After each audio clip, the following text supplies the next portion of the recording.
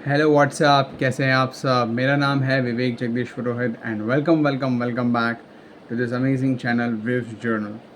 तो मैंने एक इंट्रो वीडियो बनाया था जिसमें मैंने अनाउंसमेंट कर दी थी कि मैं अपने सीए इंटरमीडिएट मई 2026 के एग्ज़ामिनेशंस का एक ऑनेस्ट रिव्यू देने वाला हूँ in the form of a story. So मैं जो ये रिव्यू है मैं इसको 2 पार्ट्स में ब्रेक कर दूंगा। First video will be about the group 1 and the second video will be about the group 2। I have given the both groups, this was my first attempt. So talking about the group 1, हम लोग की exam जो है वो originally 3rd of May से start होने वाली थी, लेकिन थैंक्स टू ICAI उन्होंने रात को 12 बजे एक अनाउंसमेंट करी कि 2 दिन बाद एग्ज़ाम होगी, यानी 5th ऑफ मई 2026 से होगी। तो फिर हम लोग को 2 दिन एक्स्ट्रा मिल गए।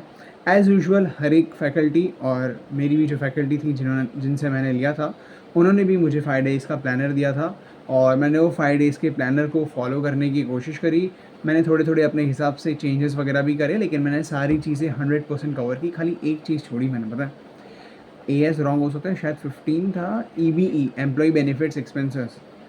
और पता है, क्वेश्चन पेपर में question number 1A employee benefits expenses के ऊपर ही था। लेकिन मैं उस पर फोकस ना करते हुए बाकी सारी चीज़ें मैंने अच्छे से कंप्लीट की। उस पेपर को आप लेंदी बोल सकते हो, लेकिन जैसा कि एविडेंट है पास्ट अटेम्प्ट से, जनवरी 26, सितंबर 25, इवन मई 25 पेपर अकाउंट्स का लेंदी ही होता है। तो इस पेपर को स्पेसिफिकली लेंदी बोलना गलत होगा, क्योंकि ये ट्रेंड चल के आ रहा है, अब ये न्यू नॉर्मल बन चुका है। तो उसको अपन बोल नहीं सकते कि ओ हो लेंदी था, पहले से पता है कि लेंदी था। मैं 5 मार्क्स का तो मेरे को एम्प्लॉय बेनिफिट्स वाला आता ही नहीं था, और बाकी मैंने जितना बना 80 मार्क्स का अप्रॉक्स, मतलब नहीं आता मिला के, टोटल में मैंने 80 मार्क्स का अटेम्प्ट किया। Overall it was good. And यहाँ पे एक इंपॉर्टेंट चीज़ थी, ये जो MTB 1 था, मैंने थैंकफुली RTP का एक वीडियो देख लिया था सर का। MTB 1 देखा था मैंने, खाली जस्ट गो थ्रू किया था क्योंकि टाइम कम था। MTB 2 मैंने देखा नहीं था। MTB 1 में ना मैंने इतना ध्यान से देखा था कि मेरे को वहाँ पे पता चला कि कंसोलिडेशन में ये लोग ने, पता है, कंसोलिडेटेड P&L पूछ लिया। अब होता क्या, कंसोलिडेटेड P&L होता तो ईजी है, लेकिन कंसोलिडेशन है खुद इतना बड़ा चैप्टर। अब बच्चा पढ़ते पढ़ते जब लास्ट तक आता है तो वो बोलता है कि भाई बैलेंस शीट इतना कर लिया, इतने सारे टाइप्स कर लिए, अब P&L थोड़ी आएगा, और वो छोड़ देता है। एग्ज़ाम में पता है MTB 1 का सेम टॉपिक आया, कंसोलिडेटेड P&L, और थैंकफुली मैंने प्रिपेयर किया था, तो मेरा वो मैंने अटेम्प्ट कर लिया डिसेंटली। इस तरीके से अकाउंट्स ख़त्म हो गया। अकाउंट्स वॉज लेंदी, सारे क्वेश्चंस इजी एंड रिपीटेड आए थे। इसके बाद में आता है group second paper, paper number 2, corporate and other laws. Corporate and other laws की शुरुआत 1.5 दिन की प्रिपरेशन वहाँ पे मिल रही थी। Corporate and other laws was one of my favourite subjects. ये बहुत ही ज़्यादा ईजी रहता था मेरे लिए, एंड सारे प्रोविजंस याद करने मेरे लिए ईजी थे। लेकिन एक दो ऐसे चैप्टर्स थे जिन्होंने मुझे बहुत परेशान किया था, जैसे कि डिपॉजिट्स वगैरह हो गए, और लास्ट के जनरल क्लॉजेस एक्ट वगैरह तो सबको परेशान करती है। अब हुआ क्या पता है, ये लोग ने पेपर अच्छा बनाया, ऐसा नहीं था कि कुछ न्यू ही कॉन्सेप्ट आ गया, नहीं, बुक में जो पढ़ा था वही आया मेरे को, और मेरे को डिस्क्रिप्टिव मार्क मेरा स्पेसिफिकली बहुत अच्छा गया। लेकिन जो मेरा डिपॉजिट वाला पार्ट थोड़ा वीक था ना, उसमें से ये लोगों ने केस स्टडी भी बना ली, उसमें से ये लोग ने अच्छे क्वेश्चंस भी पूछ लिए, तो कहीं ना कहीं वहाँ पे मेरे थोड़ा नंबर कट सकते हैं। बाकी ओवरऑल इट वाज नॉट लेंदी, मेरा 100 मार्क्स कंप्लीट हुआ। लेकिन गलती मैंने घर पे आके की, मैंने MCQs को चेक कर लिया, और वो MCQs को चेक करने के बाद मेरा टैक्स की प्रिपरेशन में थोड़ा अफेक्ट हुआ। मैंने GST वगैरह रात को स्टार्ट किया था, फिर मेरे 2 दोस्तों का मैसेज आता है, भाई मेरे तो इतने ही राइट हुए, इतने ही राइट हुए। मैं कहा भाई मेरा तो अच्छा है, मैं भी देख लेता हूँ मेरे कितने राइट है, ज़्यादा ही राइट होंगे।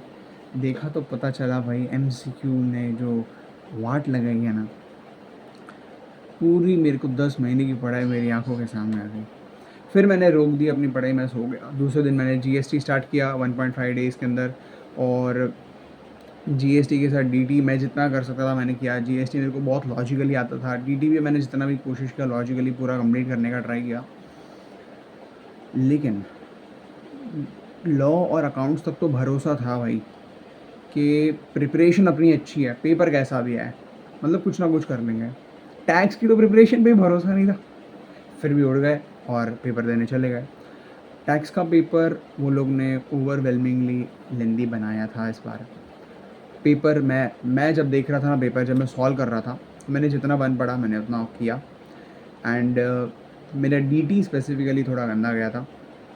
एंड द थिंग इज़ कि डीटी में वो लोग ने पहले तो जो टोटल इनकम का क्वेश्चन आता है, वहाँ पर वो लोगों ने कैपिटल गेन के ऊपर एक इतना भाई पैराग्राफ जैसा एडजस्टमेंट दे दिया, खाली एक एडजस्टमेंट कैपिटल गेन के ऊपर टोटल इनकम में। मैंने वैसे भी वो लास्ट में अटेंड किया था, तो जितना हो उतना मैंने कर लिया। वो लोग ने स्लम सेल वगैरह का केस स्टडी भी बना के पूछा था एमसीक्यूज़ के अंदर, वो भी कैपिटल गेन का ही टॉपिक है, फिर से कैपिटल गेन। रेसिडेंशियल स्टेटस बंदा क्यों करके जाता है? क्योंकि उसको रेसिडेंशियल स्टेटस अच्छे से आता है। उसमें भी वो लोग ने कैपिटल गेन के भारी भारी एडजस्टमेंट्स पूछ रखे, ग्रैंड फादरिंग रूल वगैरह लग गया था। और TDS TCS ओके था, अमेंडमेंट से आया था। क्वेश्चन नंबर 3 जो हेड्स ऑफ इनकम का था, वो मैंने अटेम्प्ट ही नहीं किया क्योंकि बहुत लेंदी होता है। सेट ऑफ कैरी फॉरवर्ड वाले क्वेश्चन अच्छे थे और रिटर्न फाइलिंग का क्वेश्चन भी अच्छा आया था। तो ओवरऑल टैक्स अच्छा ही था। जब मैं पेपर सॉल्व कर रहा था, जब मैं रीड कर रहा था, तो मेरे को लगा कि भाई बुक का ही है। थोड़ा ये लोग ने कॉन्सेप्ट्स को मिक्स करके पूछने की कोशिश की है, कॉन्सेप्ट्स को थोड़ा डेप्थ में चेक करने की कोशिश की है। बाकी पेपर बुक का ही था, ऐसा नहीं था कि कुछ आउट ऑफ द बॉक्स आया था। लेकिन एनीवेज इतना अच्छा नहीं गया था। एंड आने के बाद तो ये भी पता चल रहा था कि सारे फैकल्टीज़ बोल रहे हैं कि अबव एवरेज है, अबव एवरेज है। और बाकी सारे स्टूडेंट्स भी बोल रहे हैं कि बस टैक्स हो जाए तो पूरा ग्रुप निकल जाए। तो ये था ओवरऑल पूरे ग्रुप का। अगर मैं समराइज़ करूँ तो अकाउंट्स लेंदी था लेकिन बहुत ईजी आया था। MTP से थोड़े ट्रेंड्स फॉलो हुए थे एंड स्टूडेंट्स अच्छे से स्कोर भी कर सकते थे। लॉ की मैं बात करूँ तो मेरे पर्सपेक्टिव से लॉ भी ईजी आया था, वो लेंदी भी नहीं था।